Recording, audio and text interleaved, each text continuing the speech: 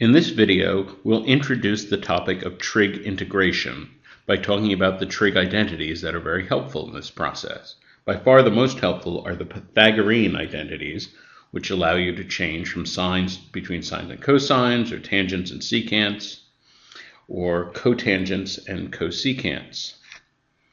In this kind of integral, if you have, say, powers of sine and powers of cosine, you'd want to pick one of them to be u, and then hope that you have a spare cosine or a sine left over to be du.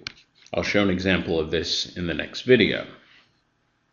The double angle formulas are also useful, and in particular, these last two can be rewritten in a very useful form called the power reducing formulas.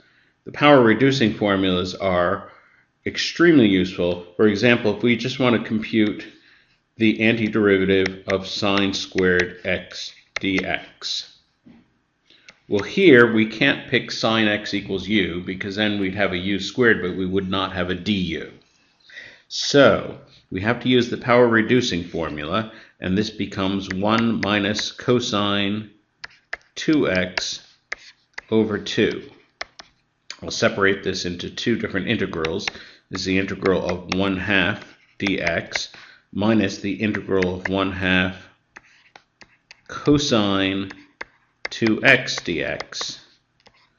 Now in this latter integral, we're going to pick u equals 2x. That means that du has to be 2 dx. So we need an extra factor of 2 thrown in here to make the du. So we have to put another 1/2 outside, and then what we get is, of course the first one is just x over 2, minus 1/4. The antiderivative of cosine is just sine, so it would be sine of u, sine of 2x, plus c. And this expression here is actually the antiderivative of sine squared x.